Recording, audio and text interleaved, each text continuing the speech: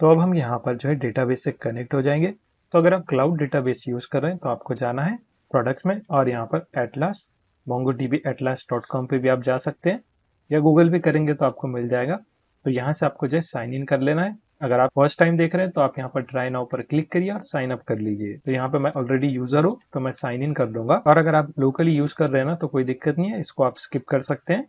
मैं यहाँ पे पहले लॉगिन हो जाता हूँ। तो लॉगिन होने के बाद कुछ इस तरीके से आपको इंटरफेस देखने मिल सकता है या फिर थोड़ा सा चेंजेस भी आपको इसमें देखने मिल सकते हैं। अगर आप फर्स्ट टाइम साइन अप करेंगे तो मेक श्योर आप क्या करें, क्रिएट पर क्लिक करें और यहाँ से आपको जो है न्यू क्लस्टर जो है क्रिएट करना है। और मेक श्योर आप यहाँ पर शेयर्ड पर क्लिक करें क्योंकि फ्री वाला आपको यूज करना है ना, तो वो शेयर्ड होस्टिंग है। और इसमें आप जो है कोई भी डेटाबेस सेलेक्ट कर सकते हैं जैसे कि AWS, गूगल क्लाउड, अजूर, जो भी आपको यहाँ पर सेलेक्ट करना है और जो भी आपका नियर बाय रीजन है तो आप उसको सेलेक्ट कर लिए। जैसे कि मेरे केस में मुंबई है तो मैं यहाँ पर इसको एज इट इज रखूंगा।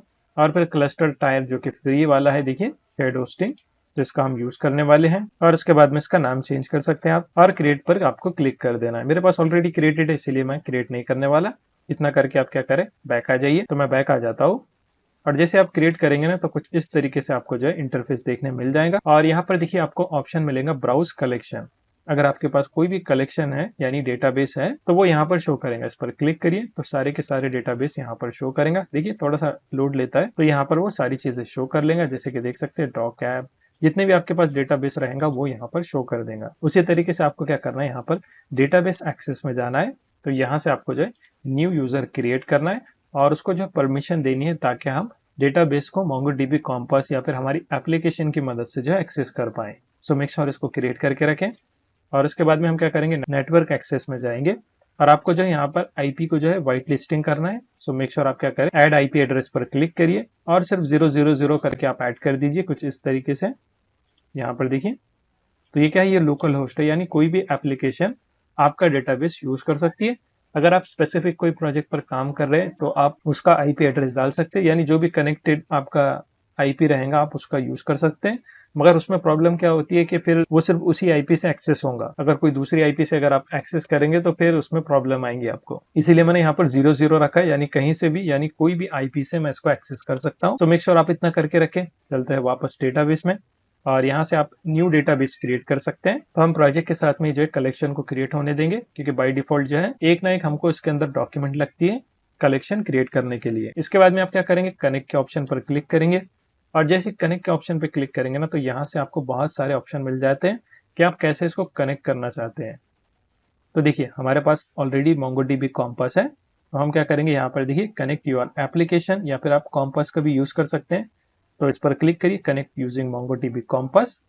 और इसके बाद में पूछता है आपको जो है डाउनलोड करना है यानी, तो अपने पास है ऑलरेडी तो यहाँ पे आप लिखेंगे आई हैव MongoDB कॉम्पास। उसके बाद में यहाँ पर ड्राइवर्स के लिए पूछता है, इसकी कोई जरूरत नहीं है। और लास्ट में आपके पास देखिए कनेक्शन स्ट्रिंग है तो इसको क्या करना है, आपको कॉपी कर लेना है। तो चलते हैं वापस विजुअल स्टूडियो कोड में और इस .env फाइल के अंदर एक और न्यू वेरिएबल बनाएंगे जिसके अंदर हम MongoDB डेटाबेस का कनेक्शन स्ट्रिंग ऐड कर देंगे। तो उसके लिए आपको लिखना है mongo_url और इसके अंदर आप क्या करें, उस कनेक्शन स्ट्रिंग को पेस्ट कर दें। देखिए यहाँ पे हमारे पास है MongoDB plus SRV। Make sure exactly आप कॉपी करें, इसमें मिस्टेक होंगी तो फिर आपका डेटाबेस सही से कनेक्ट नहीं होगा। और साथ ही में आपको क्या करना है, यहाँ पर इस यूजर नेम को कट करके आपका जो भी यूजर नेम है तो वो ऐड करना है। साथ ही में इस पासवर्ड को कट करके आपका जो भी पासवर्ड है वो आपको ऐड करना है। और साथ ही में ये जो टेस्ट है ना, इसके बदले हम लिख सकते हैं जॉब पोर्टल। ये हमारी एप्लीकेशन का नाम है तो डेटाबेस का नाम भी मैंने सेम रखा है, जॉब पोर्टल। तो ऑटोमेटिकली जैसे हमारे पास स्कीमा क्रिएट होगा ये डेटाबेस भी क्रिएट हो जाएगा। So make sure user name change कर लें आप। उसके बाद में आपको पासवर्ड को भी चेंज करना है और डेटाबेस में जाके सही से परमिशन भी असाइन कर दीजिए जो मैंने आपको स्टार्ट में बताया था। अब हम क्या करेंगे, इस कॉन्फ़िग के अंदर एक न्यू फाइल क्रिएट करेंगे और इसका नाम हम रखेंगे db.js। तो इसमें क्या करेंगे, हम कनेक्शन स्टैब्लिश करेंगे MongoDB डेटाबेस के साथ में। तो MongoDB डेटाबेस के साथ में कनेक्ट होने के लिए हमको एक और पैकेज को जो है डाउनलोड करना पड़ेगा। पहले मैं आपको बता देता हूँ, सिंपल npm.js पे वापस जाएंगे या फिर डायरेक्टली आप सर्च कर सकते हैं mongoose। तो mongoose क्या करेगा, Node.js को कनेक्ट करेगा MongoDB डेटाबेस के साथ में। आप चाहे तो डायरेक्टली भी MongoDB डेटाबेस का इस्तेमाल कर सकते हैं लेकिन फिर उसमें थोड़ा सा इशू आता है, कोड ज्यादा लेंथी हो जाता है और काफी सारे प्रॉब्लम्स आते हैं। mongoose पैकेज का इस्तेमाल करेंगे तो ये क्या है, ये ऑब्जेक्ट मॉडलिंग है। देख सकते हैं, इसका डॉक्यूमेंटेशन आप जरूर एक बार देखें। बहुत से फंक्शंस इसमें हमको मिलते हैं जिसकी मदद से हम इजीली MongoDB डेटाबेस से कनेक्ट हो सकते हैं, उसमें कोई भी CRUD ऑपरेशन परफॉर्म कर सकते हैं। जैसे कि आप स्क्रीन पर देख सकते हैं, सिंपल हमको क्या करना है, इसको यूज करना है और उसके बाद में आप MongoDB डेटाबेस से कनेक्ट हो सकते हैं।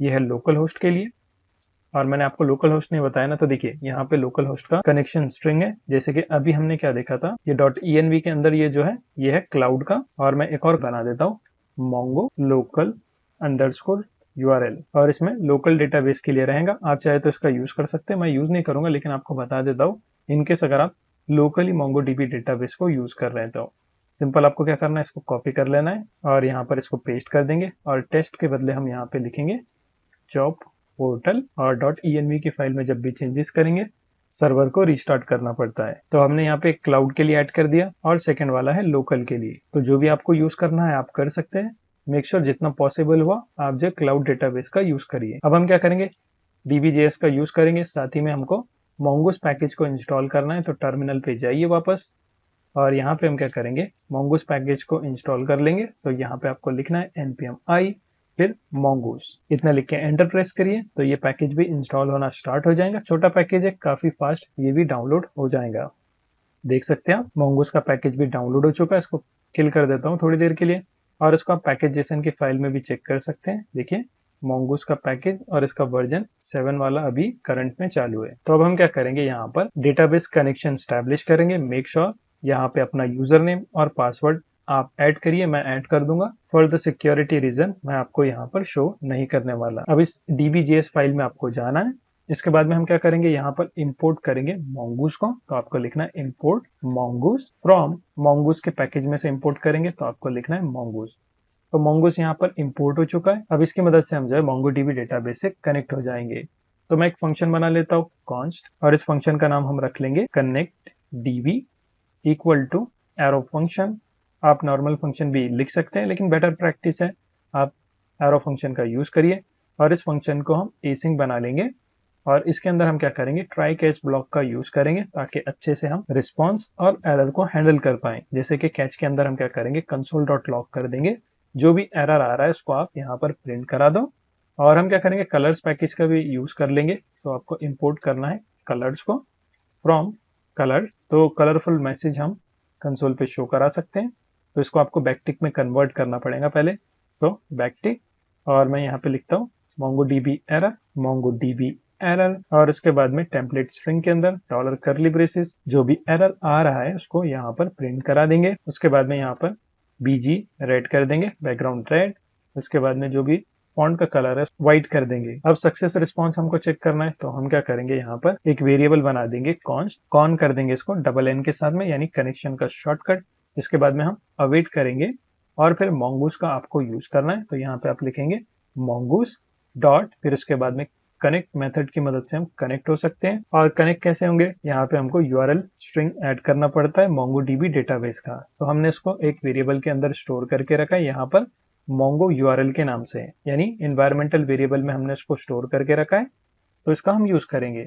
अगर आप लोकल यूज कर रहे हैं तो नीचे वाला कॉपी करिए, और क्लाउड यूज करेंगे तो फिर ऊपर वाला आप कॉपी करिए। चलते हैं वापस dbjs में, और यहाँ पर हम प्रोसेस ऑब्जेक्ट का यूज कर लेंगे। तो आपको लिखना है process.env, फिर उसके बाद में mongo_url। इसके बाद में console.log स्टेटमेंट हम ऐड कर देंगे, और इसमें भी बैकटिक का यूज कर लेंगे। यहाँ पे मैं लिखता हूँ मैसेज सर्वर रनिंग, या फिर कनेक्टेड टू MongoDB कर देंगे, कनेक्टेड टू MongoDB डेटाबेस। और कौन से डेटाबेस पे कनेक्ट हुआ है वो भी आप बता सकते हैं। तो उसके लिए आप लिखेंगे डॉलर करली ब्रेसेस, mongoose का यूज करेंगे आप, तो यहाँ पे आपको लिखना है mongoose। उसके बाद में कनेक्शन, इसके अंदर एक और हमको ऑब्जेक्ट मिलता है कनेक्शन, और उसकी मदद से हम होस्ट यहाँ पर बता सकते हैं। होस्ट कौन सा, देखिए हम क्लाउड यूज करेंगे तो क्लस्टर शो करेगा, और लोकल डेटाबेस यूज करेंगे तो फिर लोकल होस्ट हमको शो करेगा। और उसके बाद में इसका बैकग्राउंड चेंज कर देंगे, बीजी कर देता हूँ मैं इसका मैजेंटा, और जो कलर है इसको कर देंगे व्हाइट। सेव कर लेते हैं इसको। तो यहाँ पे हमने फंक्शन बना दिया, इसको एक्सपोर्ट कर देंगे।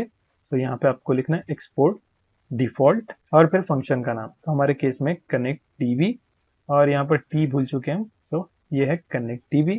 यहाँ पे आप करेक्ट कर लें और इसको हमने एक्सपोर्ट भी कर दिया। सेव कर लेते हैं इसको। अब इस फंक्शन को कहीं पर भी हम कॉल कर सकते हैं और MongoDB डेटाबेस का कनेक्शन स्टैब्लिश कर सकते हैं। तो हम जाएंगे server.js की फाइल में और यहाँ पे हम क्या करेंगे, पहले शुरू इंपोर्ट कर देंगे इसको, या फिर अगर आप विजुअल स्टूडियो कोड यूज कर रहे हैं तो ऑटो इंपोर्ट भी हो जाता है। उसके लिए एक एक्सटेंशन आता है, देखिए मैं आपको बता देता हूँ, ऑटो इंपोर्ट।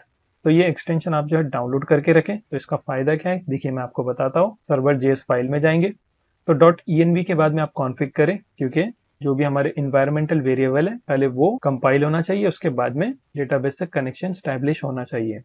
तो यहाँ पे मैं कमेंट ऐड कर देता हूँ, MongoDB कनेक्शन, और यहाँ पे सिंपल आप लिखेंगे कनेक्ट।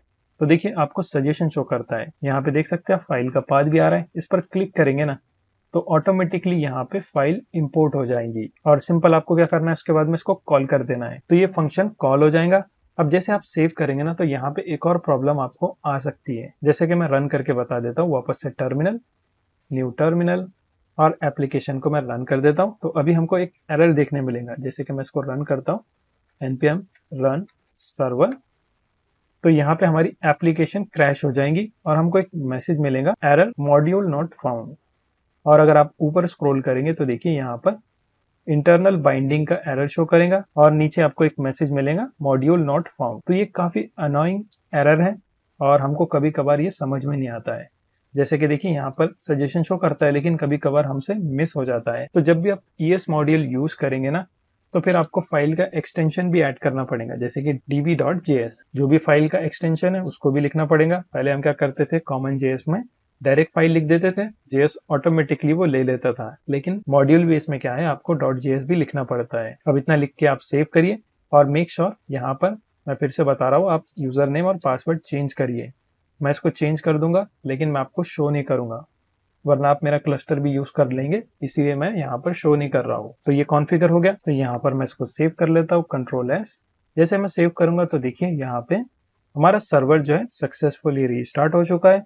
और उसके बाद में यहाँ पे नोटिस करेंगे तो हम क्लाउड डेटाबेस से कनेक्ट हो चुके हैं। अगर आपके केस में कोई भी एरर आता है सो मेक श्योर आपने कोई ना कोई मिस्टेक की होंगी या फिर परमिशन आपने नहीं दी होंगी। सो मेक श्योर आप जो है डेटाबेस यानी क्लाउड पे लॉगिन करिए, वहां से डेटाबेस एक्सेस पर क्लिक करिए और वहां पर यूजर ऐड करिए अगर यूजर नहीं है तो। उसके बाद में नेटवर्क एक्सेस भी आप देख सकते हैं, वहां पे भी अपनी आईपी को व्हाइट लिस्ट करिए, ये भी इशू एक हो सकता है। तो आई होप आपको समझ में आ गया होगा। तो सक्सेसफुली हमने MongoDB डेटाबेस से हमारे नोड एप्लीकेशन को कनेक्ट कर दिया है। अब हम यहाँ पर CRUD ऑपरेशन परफॉर्म कर सकते हैं। सो नेक्स्ट हम क्या करेंगे, यहाँ पर यूजर स्कीमा क्रिएट करेंगे, उसके बाद में CRUD ऑपरेशन देखेंगे और इसके साथ ही में जो जो चेंजेस करने हैं वो भी हम देखेंगे, क्योंकि बहुत सारी और चीजें हैं जो हमको अभी चेंज करना है।